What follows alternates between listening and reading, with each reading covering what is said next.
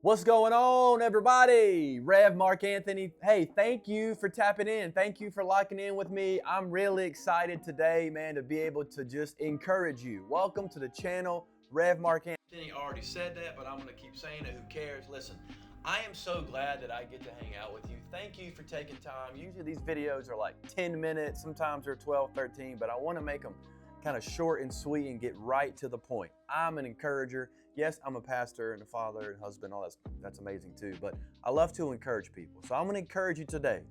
We have been in a family series on how to have heaven on earth. I believe that healthy family, healthy marriages is not some fairy tale. It's not some like pie in the sky thing. It's something that you can actually have. Marriage is awesome. It is fun. It is the way to do life. Man, if you're single and you're believing, don't settle. Wait for the right person. Wait for the person that God is going to send to you because it's awesome. Okay, I want to talk to you about a heavenly marriage. Okay, and this applies to everybody, whether you're married or not. This is good teaching, I believe, right here. Ephesians chapter 4. Really, this is Paul's instructions for Christian living. Okay, so like Ephesians 5 is more about the role of a husband, role of a wife, but I'm going to kind of back it up and go to Ephesians 4 because this is good teaching for marriage. These are some principles. I'm going to give you a few things to help you, your marriage, okay? And I've been married for 7 years, and I know it's a lot of work. It is not always easy. Sometimes we have intense fellowship. Come on, somebody. That is a very Christianese way of saying that we got in a fight or we are arguing, okay? Intense fellowship, it happens, come on. But I just want to give you 3 areas that will determine the health of any relationship, but in your marriage, okay? The way we think, the mind, I'm going to talk about it. The condition of our heart, and the words that come up out of my mouth. Oh, Lord, help me. That's the hardest part. Man, I tell people all the time, and myself, like we get it, like you're saved, like your heart got saved, but is your mouth saved? That is a good one right there. What are the words that you are speaking? How do you speak to your spouse? Are we sarcastic? Are we belittling? Do we disrespect one another?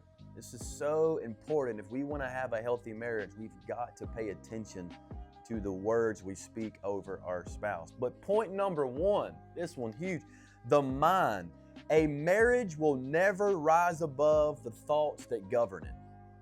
What is the type? What does your mind, what do you think about your marriage? What is the thoughts that you have? Because the battle for marriage starts in your mind. Come on, Joyce Meyer, what a book. Anyway, shout out Joyce, wherever she is, probably in Florida on the beach, hanging out, chilling. Okay, anyways, back to the teaching. Your mind is so important.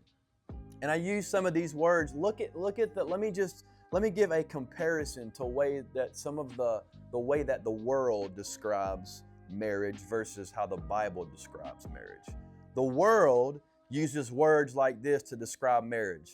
A restriction, a burden. How about this one? The old ball and chain. Oh, the old ball and chain. Come on, somebody. A trap, a prison. This is terrible. Obligation, a chore, it's a limitation. Marriage is suffocating. Marriage is old-fashioned, blah, blah, blah. It's a contract. It's a necessary evil. You lose all your freedom. You just settle when you get married, or it's boring. It's unnecessary, blah, blah, blah. I could go on and on how the world describes marriage. I just said a lot. Sorry, I just kind of threw up on you, but it's all good. But now let me give you what the Bible, look at this contrast of how Scripture describes marriage. It's a covenant. Ooh, that's good. It's a partnership. It's a unity. We're one flesh. It's sacred. It's holy. It's servanthood. It's about faithfulness. It's a lifelong commitment. It's Christ-centered. It's about being fruitful. It is honorable. These are words that God defines marriage. And I love, as we're talking about family and marriage, do you know that family and marriage was the very first institution that God ever created? Right in the book of Genesis, we see that God made a family. It's the first institution God ever created. And so if God packaged, if He made this thing called marriage, then if you want to have a healthy marriage, my friend, we've got to understand, how did God design it? What is the blueprint in Scripture? What's the blueprint? What does the Bible say about marriage? That's what I'm giving you today. So the first one is for you to renew your mind. What is God's thoughts about your spouse? How does God see your spouse? What is when the Father thinks about your spouse, what does He think about them? How does He value them? What does He speak over them? How did He create them?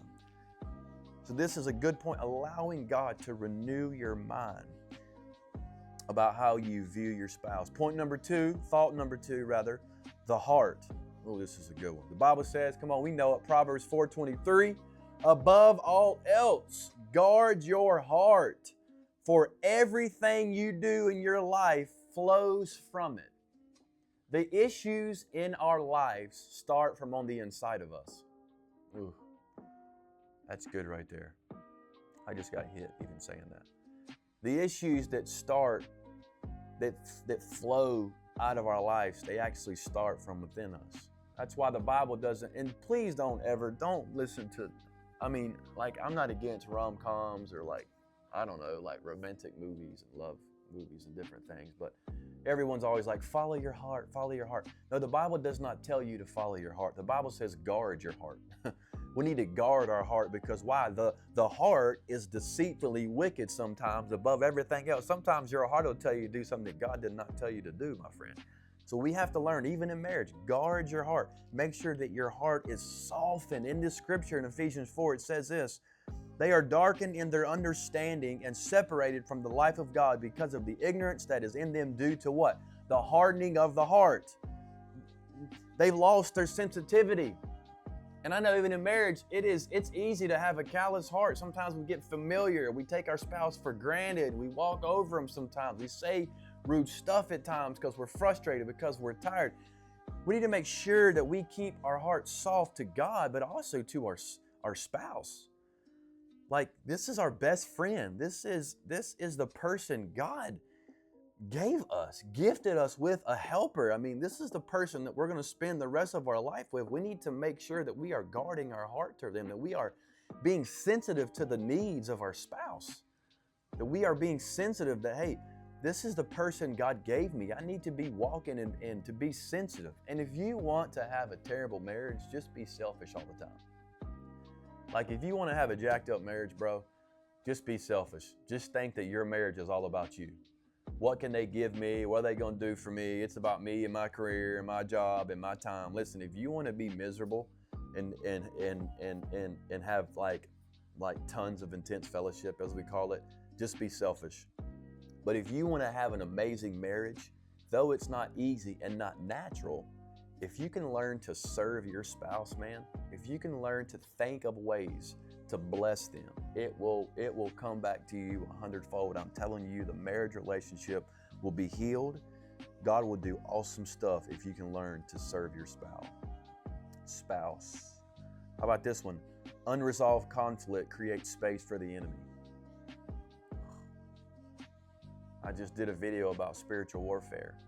If you want to see some weird stuff with the enemy, which I don't encourage you to do that, nobody wants to see that, man, just let unresolved conflict just continue. Right? We know the scripture, don't go to bed in your anger, man. Don't give foothold to the devil. I'm telling you, the quicker stuff happens, it's just as quick to just resolve it. Pray with your spouse, ask forgiveness, move on, mend the relationship, keep it fresh. Don't allow unresolved conflict to continue. And trust me, I've only been married for 7 years. I'm preaching to the choir today. When I give these teachings, trust me, I am figuring this out for myself. But we have a pretty good marriage, I would say, because we practice what the book says. We practice, we have values in our home. We have core values in our marriage that don't come off Google. They come from the Word of God. And lastly, the mouth. Oh my goodness, help me, Jesus. The words we speak build the world that we live in. If you want to see something happen, I dare you, start talking about it. And that can go one way. That can go negatively or that can be a positive for you. If you want to have a better marriage, start speaking over your marriage. I have a blessed marriage. My husband, my wife, they're blessed. They are mature. They love Jesus. God has a plan for them. Start speaking life. Proverbs 18:21. Death and life are in the power of the tongue, and those who love it will eat its fruit. You reap what you sow, my friend. Whatever I say is going to come back to my life. That's why it's so important to speak life in your marriage, over your spouse, over your children. Yes, they may be struggling. They may have issues. They may not want to be nice all the time and be in your life and always be around. I don't know what's going on. Start speaking blessing over them. Say, no, my child is not a drug addict. No, my child is not a cutter. No, my child is not off. My child is not this. No, my child belongs to Jesus. My child loves God. My child will come home. Do you see the difference? And when you start speaking life over situations, life comes back to you. This is good right here. I feel the Holy Ghost. I'm like, whoa, Jesus. Whoa. Ephesians 4:25. Therefore, each of you must put off falsehood and speak truthfully to your neighbor. Don't lie to your spouse. Tell the truth. Shame the devil. Tell the truth. Tell the truth. My God, even if it hurts, tell the truth. Ephesians 4:29, do not let any unwholesome talk come out of your mouths. This is really a command from Paul. He's saying to these churches, hey man, listen, if you want to have healthy relationships, you cannot allow your mouth just to go crazy. You need to not let any unwholesome talk come out of your mouth. Speak life. I mean, I can go to James, we talk about having like in a ship, the rudder, this small thing, but it's small, but it has so much power to turn big ships, but it's such a small thing. The tongue is in the same way. The tongue is so small, right? It's a portion of your body, but it has so much power. How do you use your tongue? How do you use your mouth? Speak life in your marriage. You can speak and have corrupt speech. It's criticism. It's sarcasm. You're like belittling your spouse or your relationships, your family. Maybe you're yelling, you're name calling, or we could pivot from that and come to a more grace-filled speech. You're encouraging. You're kind to your spouse. You honor them. And you speak the truth and love. Everything we do is backed by love. And man, I'm telling you, man, the best thing you could do in your marriage is the atmosphere of your home. It's not even in the point. I mean, my points are over. Who cares about these points? Listen, the best thing that you could do in your marriage, in your home, is create an atmosphere where Holy Spirit is welcome. That's why in our home, our Alexa, we wear that thing out. That thing has praise and worship going all the time in our house. When I come home from work every day, at whatever time, I wake up in the morning, that Alexa has some type of anointed instrumental or some praise and worship going all the time. Why? Because it is cultivating an atmosphere that welcomes Holy Spirit. If I'm playing a bunch of crazy movies in my house and there ain't no worship on and the kids are crazy, my atmosphere can go completely different direction. We will, how do I say this? You turn into, I don't know how to say this, whatever atmosphere you're in, you will end up forming into that. That's why I love having an atmosphere where Holy Spirit is welcome in your house. It'll do all the heavy lifting for you. That's why I love about serving God is I don't have to strive and perform to have a better marriage. I don't got to strive and perform to be some better Christian. I don't got to strive and perform to be religious and read my Bible and do all this stuff. I want to do all that stuff. Why? Because the Lord does all the heavy lifting. Listen, I'll end with this because this is going to be 5 hours. I love you guys, by the way. Let me end with this. There is the greatest thing I have ever done, I think, in my life is be somebody that has discipline, that I have a secret place where I start my day with the Lord, okay? And there is plenty other things that I have to do on my to-do list. Picking up my boys from school, helping my wife, cleaning the house, doing laundry, pastoring a church, helping people, counseling sessions, filming content. The list goes on and on. But I've noticed if I don't start with the Lord and I say, I don't have time to do this, it ends up messing up my day 99.9% of the time. You may get lucky and figure it out in your flesh, but it's not going to profit you nothing. There's something supernatural about you prioritizing spending time with Jesus. Man, you want to have a healthy marriage, be somebody that reads the Word, be somebody that loves the Lord. Well, man, I hope this encourages you. I just feel the grace on some of this family teaching. I know family, like we say, family can be confusing. I said it before in one of the videos. All people say, well, you don't understand. I come from a dysfunctional family. Bro, we all come from a dysfunctional family. Everybody's family's crazy half the time. Come on, man. But that's not a good enough excuse. The better option is say, you know what? What can I do to change? I believe with God's help, you can have healthy family, healthy marriage, if we'll follow the blueprints. Let me pray for you. Father, thank you for everyone that's watching. Holy Spirit, allow this content to go out into the highways and byways and the airways, produce much fruit, give people what they need for healthy marriage and family. Thank you for every person that's watching this video and the ones that are going to in the future. Use this content to change lives and to encourage human beings that they are created for more. Lord, thank you for this day, God. Thank you for your word.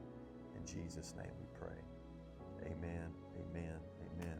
All right, guys, I love you so much. Have an amazing day. I'll catch you on the next video. Peace.